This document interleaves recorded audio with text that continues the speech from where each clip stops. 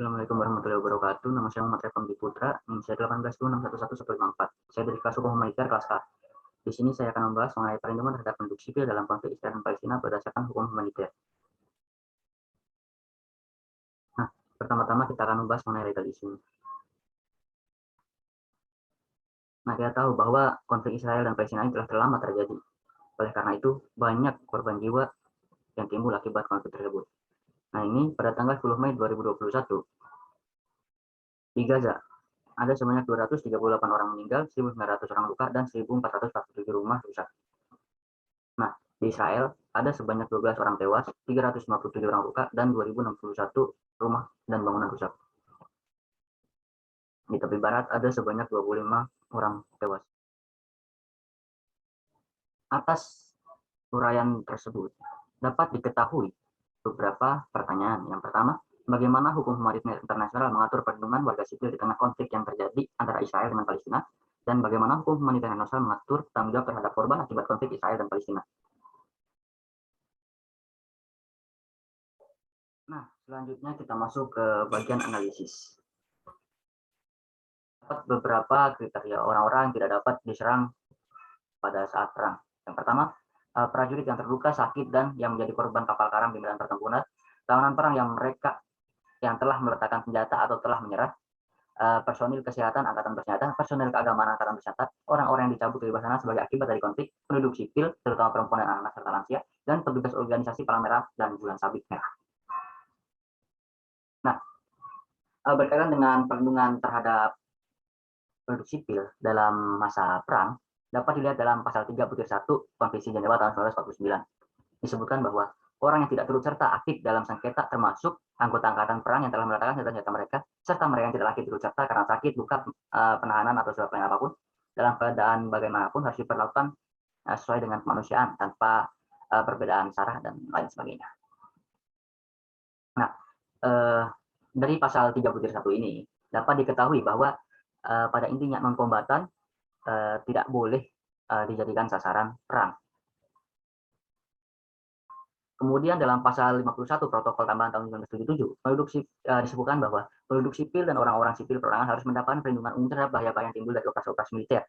Kemudian dengan demikian penduduk sipil maupun perorangan sipil tidak boleh menjadi sasaran serangan, tindakan-tindakan atau ancaman-ancaman yang kekerasan yang tujuannya utama adalah menyebarkan teror di kalangan penduduk sipil adalah dilarang. Nah, arti dari pasal ini sama dengan pasal 3 ayat 1 Konvensi Jenewa tahun 1949, yang mana penduduk sipil dilarang menjadi target dalam operasi-operasi perang atau dalam perang. Nah, berkaitan dengan bangunan atau objek-objek menjadi sasaran perang, terdapat dalam pasal 52 disebutkan bahwa objek-objek sipil tidak boleh dijadikan sasaran serangan atau tindakan-tindakan pembatasan. Objek-objek sipil adalah semua objek yang bukan sasaran militer. Nah, dari sini dapat diketahui bahwa objek-objek sipil seperti gereja, masjid, dan lain sebagainya tidak boleh dijadikan sasaran perang atau pembatasan-pembatasan lain. Nah, apabila dilihat dari kasus sebagaimana yang telah disebutkan di atas, dapat diketahui bahwa kedua belah pihak telah melanggar ketentuan sebagaimana yang terdapat dalam pasal 3 ayat 1 Konvensi Jenewa tahun 1949 dan pasal 51 dan pasal 52 Protokol Tambahan 1977.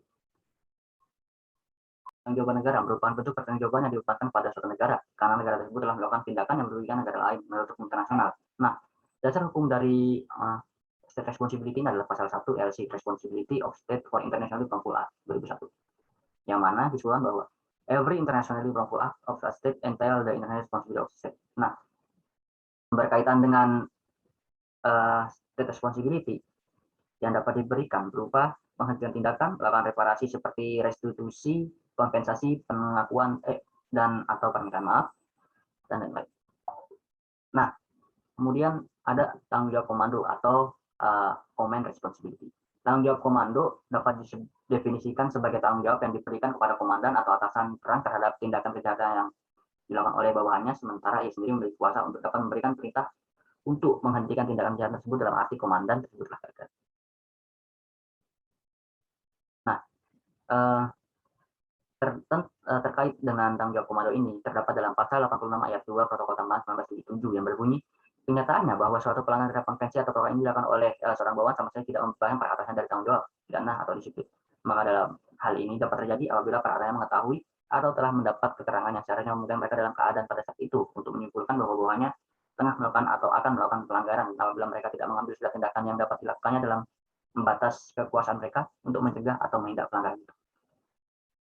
Nah, berdasarkan ketentuan tadi, di pertanggungjawaban yang dapat dikenakan kepada masing-masing negara dapat berupa common responsibility, pemberian kerugian pada korban ataupun state responsibility. Dalam hal rusakan bangunan sipil, maka negara yang berada dapat dikenakan ganti kerugian dan tanggung jawab atas kerusakan harta benda akibat kerugian dari konflik tersebut.